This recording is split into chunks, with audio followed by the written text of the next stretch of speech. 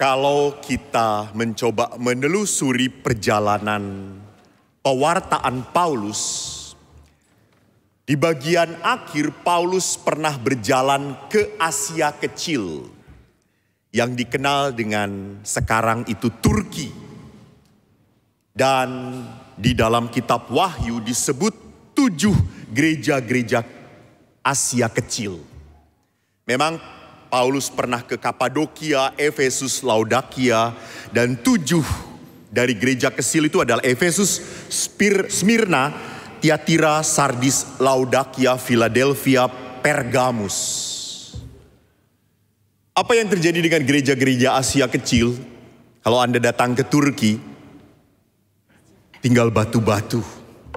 Tidak ada gereja berdiri di sana. Bahkan komunitas Kristiani, entah itu Ortodoks ataupun Katolik Roma, hanya sedikit di Turki. Habis. Kalau kita datang ke Eropa, entah itu Spanyol, Prancis, Belanda, apalagi Jerman, gereja-gerejanya bagus, megah. Gereja Helena tidak ada apa-apanya coy. Cuma putih doang. Gereja-gereja di sana selalu dihiasi dengan gambar-gambar yang bagus. Bahkan di atap-atapnya pun selalu ada gambar Yesus dengan alam surga. Sehingga pada saat masuk ke sana itu kita seperti diserap oleh kesucian. Namun yang memprihatinkan, umatnya habis. Yang misa cuma orang-orang tua yang tinggal nunggu dipanggil Tuhan. Orang-orang mudanya sudah tidak ke gereja lagi. Memang gereja-gereja Eropa penuhnya untuk yang datang foto-foto. Dan salah satu yang banyaknya orang Indonesia. Orang Indonesia itu ziarah, doanya sedikit, fotonya banyak, belanjanya lebih banyak. Maka kalau ziarah itu koper selalu beranak cucu. Bawanya 1, pulang 4. Jadi saudaraku, kenapa sampai demikian? Gereja kok ditinggalkan oleh orang muda kebanyakan. Mengapa?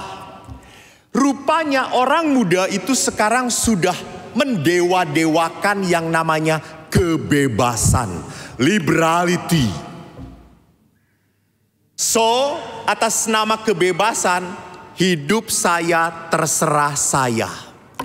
Saya tidak mau diatur, saya tidak mau dikekang. Mau masuk neraka apa surga, pret, terserah.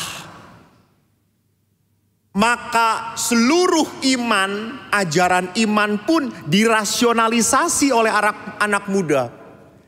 Kan karena namanya kebebasan itu tidak mau diatur, tidak dikekang. Padahal di gereja banyak aturan. Kawin aja cuma sekali.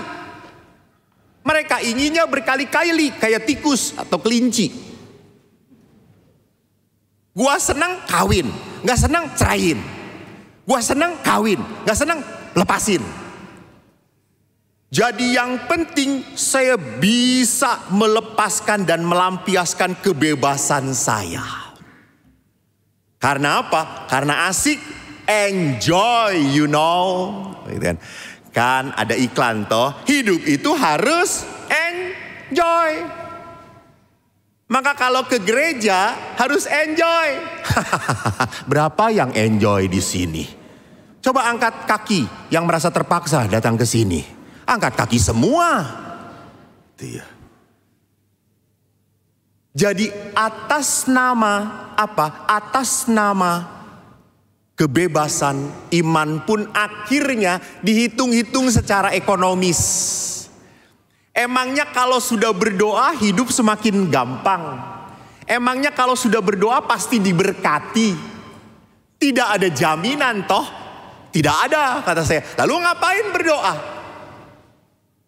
Saya pernah cerita, saya itu syukur pada Allah, anak-anak muda, tolong jangan takut jadi pastor. Jangan takut, banyak untungnya daripada ruginya. Ruginya cuma satu, nggak kawin doang. Dan kamu akan melihat bahwa nggak kawin itu bahagia. Karena wanita itu, menyulitkan dalam kehidupan.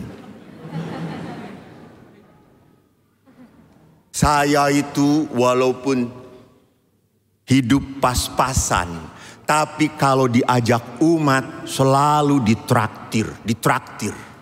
Saya kemarin saja makan Padang di kilometer berapa? 100 waktu saya mau ke Semarang. Saya sendirian, lalu makan. Tiba-tiba ada seorang ibu, Romo Eko ya? Boleh foto Romo? Oh boleh. Pas saya makan, ibu itu datang, sudah Romo, sudah dibayar. Oh sudah dibayar Bu, sudah. Aduh saya menyesal, karena saya cuma makan dengan kikil doang.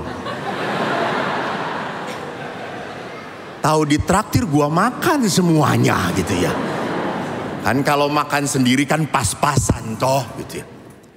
Suatu saat saya pun pernah diajak ke Tony Romas. You know Tony Romas itu mahal banget. Lalu pada saat steaknya sudah datang, lalu tiba-tiba mereka makan yang undang saya. Saya berdoa dulu.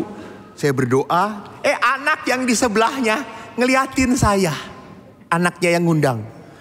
Lalu setelah saya doa, anak itu nanyain, Romo, emangnya kalau doa sticknya berubah?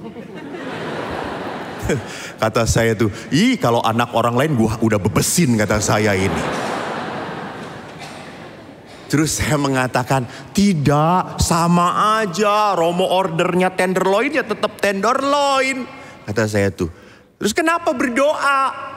Nah, saya bersyukur pada Tuhan. Karena kebaikan Tuhan, saya bisa makan di Tony Romas. Karena kebaikan Tuhan. Lalu anak itu dengan tenang berkata apa? Saya bisa tiap hari makan di Tony Romas. Asam, kata saya itu. Lihat, hati-hati. Kekayaan membuat engkau tidak butuh Tuhan lagi. Hati-hati. Karena engkau bisa membeli apapun. Engkau bisa puas dengan apapun. So enough. We do not need God anymore. Ada sebuah cerita lucu kemarin. Saya pergi ke resepsi Grand Hyatt. Cop. Semua yang datang pakai jas bagus. Gue pakai batik sendirian. Sampai malu. Dan batiknya itu pemberian umat lagi. Lalu masuk, tiba-tiba pada saat acara ada seorang anak remaja, anak SMP lah, gelisah dia itu bolak-balik. Lalu saya dekatin, hai nak. Lalu dia tahu saya Romo karena saya yang memimpin Ekaristi. Romo, kenapa kamu? Saya lihat kau gelisah. Iya Romo, aku ini dipaksa mama untuk ikut resepsi. Karena di rumah cuma sendirian. Cici ikut, papa ikut, mama ikut. Aku gak berani sendirian. Besok ini Romo aku banyak ulangan, banyak PR belum selesai. Aku jengkel gak pulang-pulang mama ini. Aku nunggu mau pulang. Oh oke, baiklah. Semoga mama kamu bertobat. Tak lama kemudian saat pulang saya ketemu lagi dengan anak muda itu. Dan dengan ibunya. Lalu saya berkata, pulang? Ya Romo, akhirnya pulang. Ibunya tiba-tiba ngomong, Dede kan besok mau ulangan. Banyak tugas, coba minta doain sama pastor. Lalu si anaknya itu berkata apa? Mama, mau didoain sama paus juga tetap aja gak bisa kalau gak belajar. Kata dia itu. Jadi Bapak Ibu yang terkasih, mari kita lihat. Anak ini salah? Enggak. Mamanya salah? Dikit.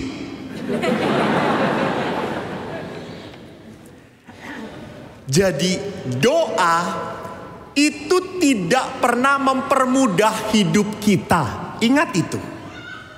Doa itu tidak pernah membuat kita menjadi mudah hidupnya. Bukan.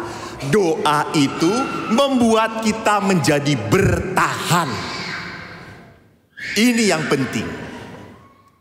Bertahan dalam kebaikan. Dan itu yang dikatakan oleh Yesus dalam Injil hari ini. Kita dituntut untuk bertahan. Kalau kamu tetap bertahan, kamu akan memperoleh hidupmu.